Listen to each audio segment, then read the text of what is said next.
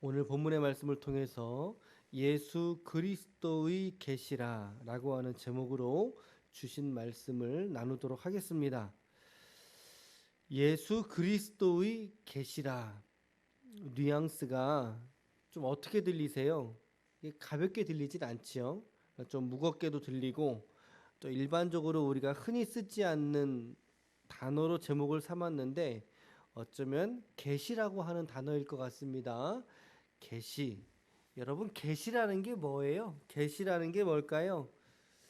계시라고 하는 것은 가려진 것을 들추어냈다, 이런 의미를 갖고 있습니다. 가려진 것을 들추다 혹은 발가벗기다, 이런 의미를 가지고 있어요. 그러니까 우리가 예수 그리스도의 계시라고 했을 때 1절 말씀에 보니까, 우리 오늘 계시록을 읽었잖아요. 우리가 드디어 계시록에 입문을 했어요, 여러분들이.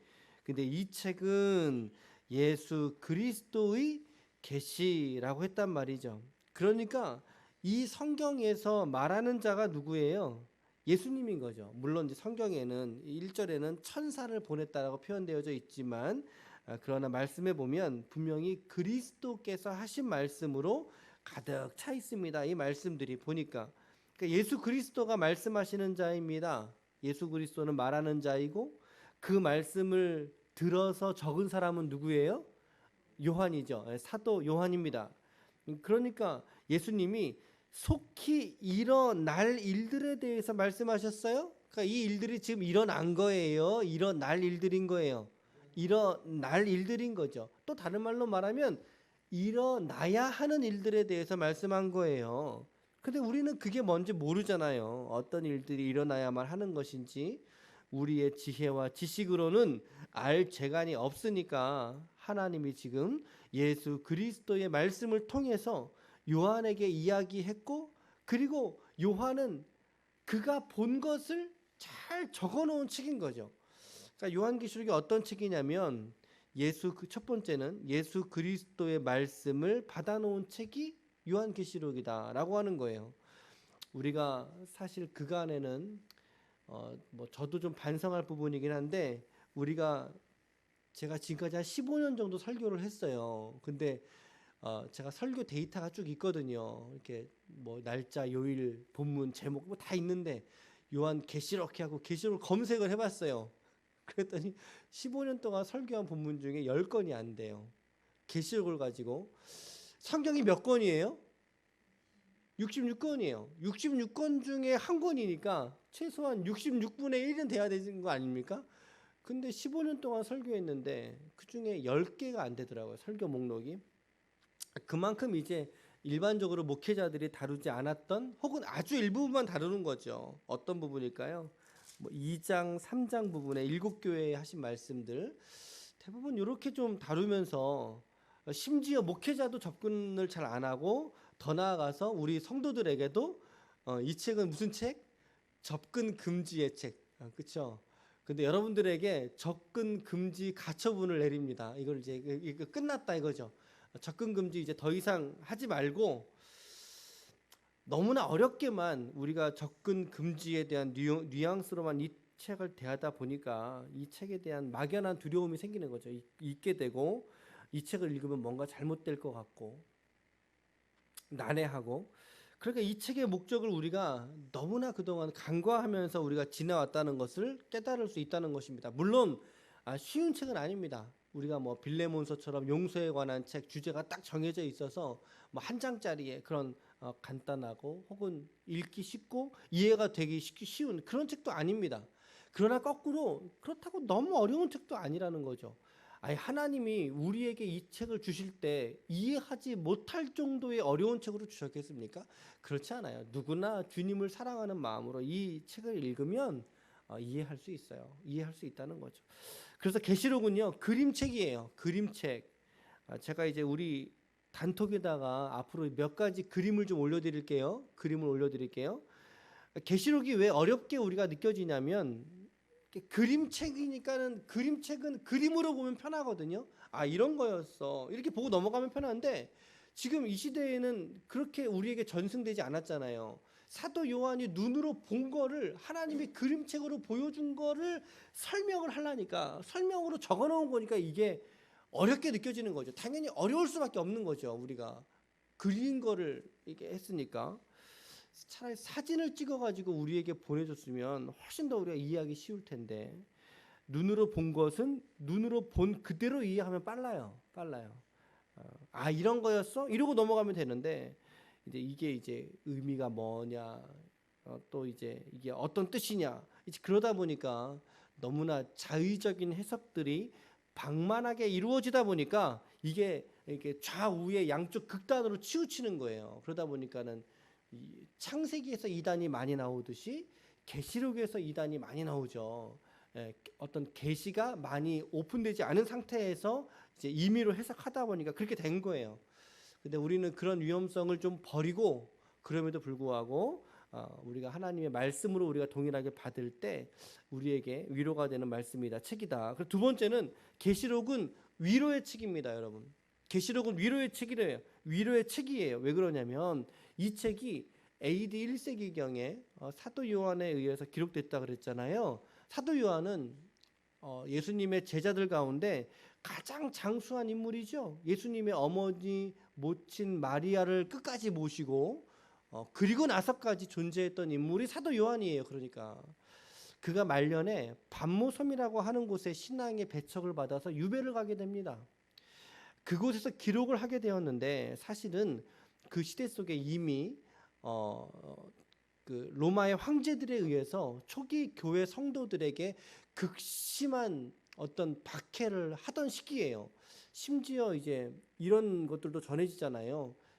믿는 자들의 생체를 그대로 이제 밀랍으로 만들어서 불을 태워서 그 성을 밝혔다라고 하는 정도의 그런 박해가 있던 시절이에요. 그러니까 성도들의 마음이 어떻게 되겠어요? 다 흩어지겠죠. 다 물처럼 녹는 거예요. 이 박해 앞에, 핍박 앞에. 그랬기 때문에 하나님께서 오늘 그 핍박 속에서 살아가는 성도들에게 예수 그리스도가 궁극적인 승리자이시다 라고 하는 것을, 이 종말이라고 하는 이미지를 가지고 성도들에게 위로하신 성경, 이것이 요한계시록이라는 거죠. 그러니까 요한계시록이 그 시대 속에 있던 사람들에게 읽혀졌을 때에는 이거 뭔 책이 이렇게 어렵대 이러고 버려진 책이 아니라는 거예요. 이 책을 읽어들었을 때에는 엄청난 감동, 그리고 어떤 하나님의 말씀이 주는 그런 어떤 느낌, 그것으로 가득 뿌듯했다는 거죠. 이게 뭔 말이야, 이게 아니라 그래, 내가 믿는 신앙이 이런 거였어. 그래, 맞구나.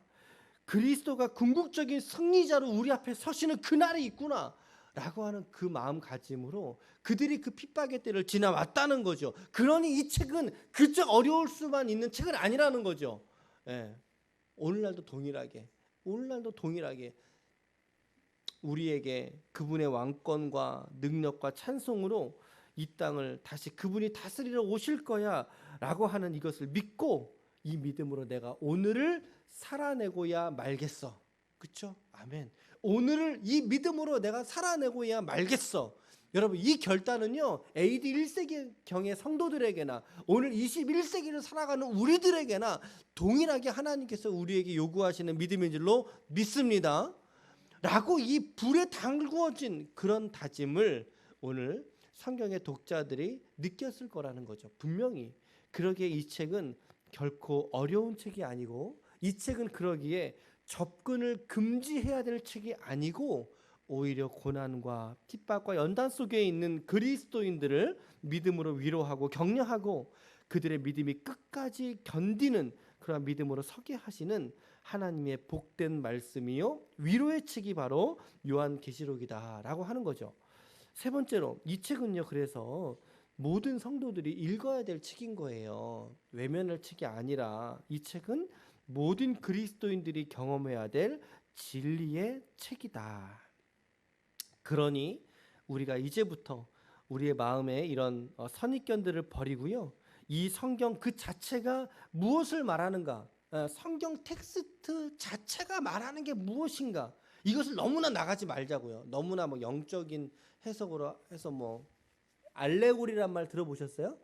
알레고리, 영해라고 하는데 물론 성경은 영해를 해야 하는 게 맞지요. 근데 너무나 영해를 한 나머지 막 이렇게 막 나가는 거는 성경 본문의 메시지를 오히려 흐리는 격이 된다라는 생각이 들었어요. 그러니까 우리 성경 그 자체가 무엇을 말하는지 의미를 두어서 우리 서로가 차근차근 읽어가다 보면 어느새 가까이에서 우리를 위로하시고 우리를 격려하시는 성령 하나님의 역사를 저와 여러분 모두가 경험하게 될 줄로 믿습니다.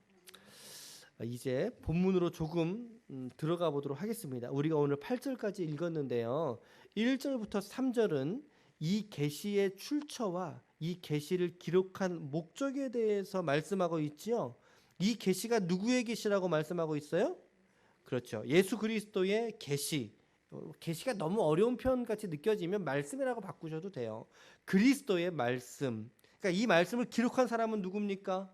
사도 요한이죠. 이 말씀을 기록한 목적이 뭐라 그래요? 3절에 보니까 이 예언의 말씀을 읽는 자와 듣는 자와 그리고 이 말씀을 지키는 자에게 무엇을 주기 위해서? 그렇죠. 복을 주시기 위해서 기록한 성경이라는 거죠. 이 복이 바로 위로의 복이라는 거예요, 여러분. 이 복이 하나님의 말씀으로 격려와 능력을 주시려고 하는 그런 의미의 복이라는 거죠. 이 땅에서 누리는 지복을 말하는 게 아니에요. 그러면 이 말씀의 시작에 사도 요한은 예수 그리스도를 지금 높이면서 찬양하고 있지 않습니까? 그리스도를 높여서 찬양하고 있어요. 그게 4절부터 6절인데 우리 함께 요한의 마음으로 들어가서 우리 그리스도를 높이는 마음으로 함께 우리 힘있게 한번 읽어볼까요? 4절부터 6절 시작. 요한은 아시아에 있는 7 교회에 편지하노니 이제도 계시고 전에도 계셨고 장차 오실 이와 그의 보좌 앞에 있는 7 영과 또 충성된 증인으로 죽은 자들 가운데에서 먼저 나시고 땅의 임금들의 머리가 되신 예수 그리스도로 말미암아 은혜와 평강이 너희에게 있기를 원하노라. 우리를 사랑하사 그의 피로 우리 죄에서 우리를 해방하시고 그의 아버지 하나님을 위하여 우리를 나라와 제사장으로 삼으신 그에게 영광과 능력이 세세토록 있기를 원하노라. 아멘. 아멘. 오늘 여러분과 저의 인생에서도 그리스도 예수를 이처럼 드높이는 찬양과 경배의 삶이 되시기를 축복합니다. 백문일답의 인생이 되시기를 축복합니다. 내 인생의 기쁨 예수 그리스도, 내 인생의 목적 예수 그리스도, 내 인생의 주권자 예수 그리스도. 그렇죠? 오직 우리의 삶에 남아 계실 유일한 한 분 그리스도 예수, 이분을 높여 드리는 삶이 되시기를 축복합니다. 그래서 요한은 이 계시록을 시작하면서 그리스도에게 참된 영광과 존귀를 그의 온 마음으로 다 드리는 경배와 찬양을 드리고 있다는 것이죠. 그러면서 7절과 8절에 보면 재림하시는 예수 그리스도의 이미지를 보여주고 있죠. 7절과 8절 같이 읽을게요. 시작. 볼지어다 그가 구름을 타고 오시리라. 각 사람의 눈으로 그를 보겠고 그를 찌른 자도 볼 것이요. 일단 여기까지. 예수님이 승천하시면서 제자들이 하늘을 이렇게 넉넉히 보고 있을 때 승천하던 그리스도 옆에 있던 천사가 그 제자들을 향해서 뭐라고 말씀하시죠? 그렇죠. 너희가 어찌하여 하늘을 쳐다보느냐라고 하면서 예수는 하늘로 들려진 이 예수는 너희가 본 그대로 다시 오실 것이요 라고 얘기하고 있어요. 그러니까 예수님이 뭐 타고 승천하셨어요? 구름 타고 승천하셨어요. 선호공이 떠오르십니까 혹시? 구름 타고라는 표현보다 구름 속으로 들려져 올라가셨거든요. 이걸 이제 좀 쉽게 구름 타고라는 표현을 쓰는 건데 구름 속으로 들려 올라가셨어요. 그러니까 본 그대로 온다면 어떻게 오시는 거예요? 구름 속에서 보이는 모습으로 내려오시는 거죠. 구름 타고 올라가셨으니까 구름 타고 오시는 거예요. 그런데 오늘 말씀해 보세요. 각 사람의 눈이 그를 보겠다고 그랬죠. 그러니까 이 사건은 은밀한 중에 아무도 모르는 중에 쑥 오는 사건입니까? 그렇지 않다는 거죠. 누구나 다 눈으로, 우리의 육신의 눈으로 볼 수 있는 아주 공개적으로 드러난 사건으로 주님이 오신다는 거예요. 누구나 볼 수 있는 아주 공개적으로. 그러니까 우리가 재림하시는 예수를 생각할 때 유령 보듯이 생각하면 안 되는 거죠. 지금 여러분들이 저를 보지요. 저도 여러분들 보잖아요. 이 보는 바와 같이 주님이 오신다라는 거예요. 구름 속에서. 그런데 아주 기이한 현상이죠. 왜? 모든 사람이 전 지구적으로 그 주님을 보니까. 이걸 어떻게 형언할 수가 없는 거죠. 이게 신비 아닙니까? 이게 신비예요. 이게. 우리의 눈으로 주님을 보게 될 것이고, 여러분들이 주님 보신다면 느낌이 어떠시겠습니까?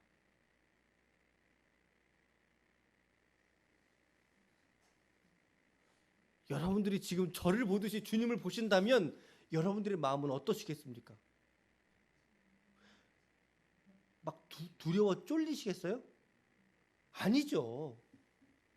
그 영광의 주님 바라보면 우리가 얼마나 큰 감격에 쌓이겠습니까? 야, 내가 그토록 믿었던 주님이 저분이셔. 내가 그토록 내 마음에서 사랑한다라고 고백했던 분이 바로 저분이셔. 라고 하는 그 감격이 우리 안에 있지 않겠어요, 여러분? 그거 말해주는 책이라고요, 요한계시록이. 근데 어떻게 이 책을 우리가 덮어놓고 믿겠냐고요. 펼쳐놓고 믿어야죠, 주님을 우리가. 얼마나 영광스럽겠습니까, 그 주님을 볼 때. 우리는 그 주님을 영광스럽게 보지만, 그러나 또 다른 민족들은요, 그로 말미암아 애곡한다라고 표현되어 있어요. 성경에 보니까.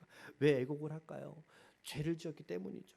악인들은 종말의 날, 심판의 날이고, 우리 성도들에게는 이 종말은 하나님이 우리의 억울함을 실현해 주시는 날이다.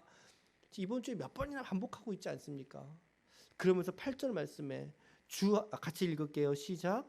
주 하나님이 이르시되 나는 알파와 오메가라. 이제도 있고 전에도 있었고 장차 올 자요 전능한 자라 하시더라. 할렐루야. 이 음성을 요한이 예수님에게 직접 들은 거예요. 예수님의 직접 화법이에요. 여러분 성경에 다른 책으로 실려져 있지 않아요? 그죠? 이 음성을 들었을 때 요한의 마음이 어땠을까요, 여러분? 두려움이었을까요? 아니면 소망이었을까요? 소망이었을 것입니다. 마찬가지라는 거죠. 오늘의 독자들인 저와 여러분들에게 이 계시록의 말씀이 들려 읽혀졌을 때 이 말씀이 우리에게 주시는 능력은 바로 이 땅에서의 삶의 능력을 주시고 살아가게 하시고 버티게 하시고 궁극적으로 전능하신 하나님의 아들 그리스도를 통하여 모든 세계가 하나님의 통치에 들어가게 되는 그 소망을 오늘 계시록의 이 말씀은 저와 여러분들에게 깨닫게 하는 줄로 믿으시길 바랍니다. 적용과 결론 말씀드리고 마칠게요. 첫 번째, 계시록의 선입견을 버리시라는 거죠. 이 책은 어려운 책이 아니요, 우리 모두가 읽고 위로와 소망을 깨달을 수 있는 책이 바로 요한계시록이다라고 하는 거. 두 번째, 우리 모두가 하나님께 찬송과 영광이 되는 삶을 살아가자라고 하는 거.